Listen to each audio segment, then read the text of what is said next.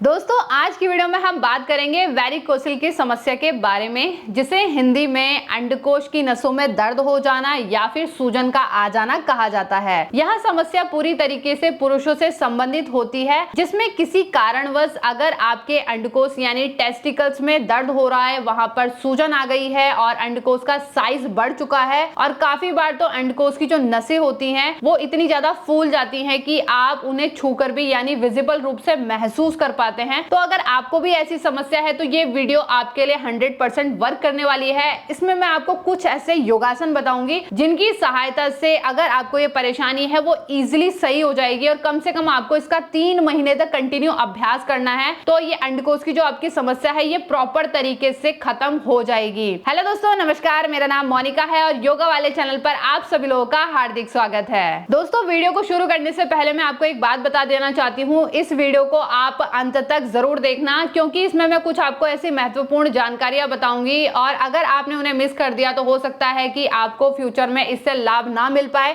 इसलिए वीडियो को अंत तक देखना है बिना स्किप करे हुए। दोस्तों वैरिकोसल की जो ये समस्या होती है ये आज के समय में बहुत ही ज्यादा कॉमन यानी आम समस्या होती है। दोस्तों पुरुषों की जो अंडकोश होते हैं उसमें 4 तरीके की नस पाई जाती है जो कि पूरी तरीके से वैरिकोसल से संबंधित होती है। इसमें जो पहली नस होती है उसका काम होता है नसों में पूरी तरीके से वीर्य को पहुंचाने का काम करना। दूसरा होता है कि जो नस होती है उन्हीं के माध्यम से जो अंडकोश है वहां तक ब्लड का पूरी तरीके से सप्लाई पहुंचना, जो कि सबसे ज्यादा इंपॉर्टेंट होता है। तीसरी नस का काम होता है जो अंडकोश में ब्लड आपका पहुंचा है उसको दोबारा से शरीर में पहुंचाने का काम करता है, तीसरी वाली नस का। और चौथा जो नस है उसका इंपॉर्टेंट काम होता है जो सेंसेशन होती है यानी अंडकोश में जो झंझनाहट जो फीलिंग होती है यानी जो सेक्सुअल जो प्लेजर होता है उसको प्रॉपर बनाए रखने का काम ये चौथे नंबर की नस करती है। तो दोस्तों अगर किसी कारणवश इन्हीं नसों में जो ब्लड है उसका सप्लाई रुक जाता है और ब्लड अंदर की ओर कलेक्ट होना शुरू हो जाता है तो ये वैरिकोसल की समस्या होने लग जाती है। इसके कुछ लक्षण होते हैं। पहला लक्षण मैं आपको बताती हूँ जो कि टेस्टिकल से रिलेटेड है, यानी अंडकोश में प्रॉपरली स्पर्म का प्रोडक्शन नहीं होता है, यानी जो वीर्य होता है वो प्रॉपर तरीके से उसका निर्माण नहीं हो पाता है तो वैरिकोसल की समस्या हो जाती है। दूसरा लक्षण होता है इसमें कि स्पर्म जो काउंट होता है यानी जो वीर्य का काउंट होता है वो भी धीरे धीरे अगर कम हो रहा है तो यानी वैरिकोसल की समस्या बन गई है। तीसरा लक्षण होता है अंडकोश में आपको भारीपन महसूस होना, यानी जब साइज बढ़ता है तो खुद ही आपको हैवीनेस सी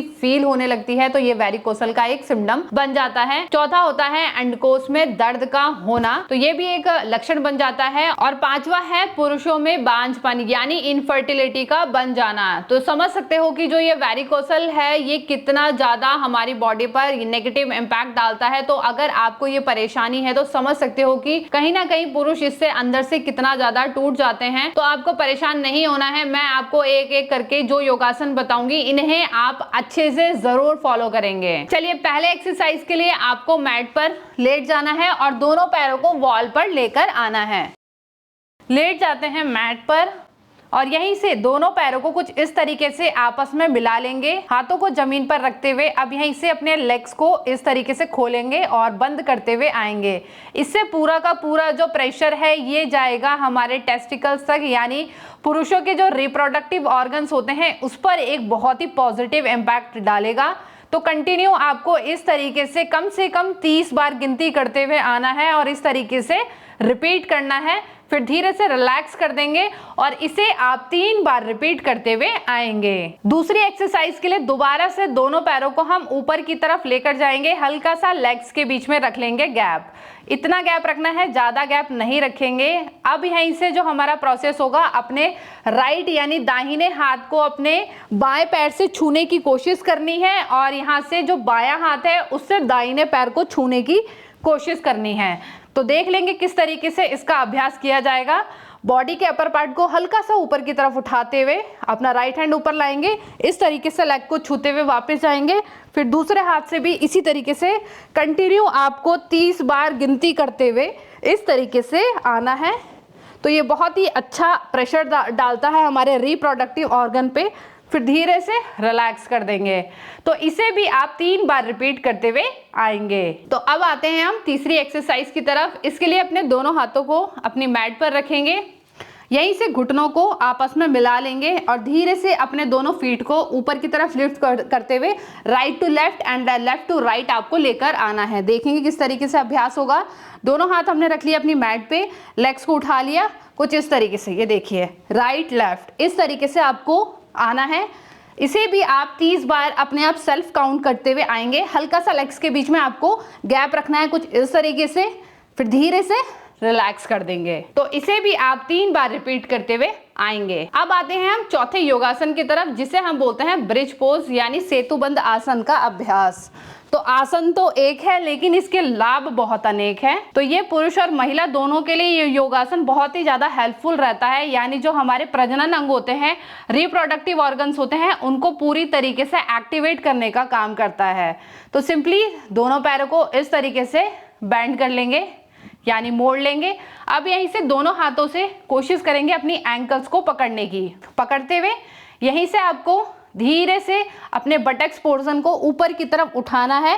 धीरे धीरे पैरों को और पीछे की तरफ लेके आएंगे और हील्स को यानी एड़ियों को हवा में उठाते हुए बट एरिया को धीरे से और ऊपर की तरफ उठा लेना है और यहीं पर आपको 20 सेकंड तक बने रहना है।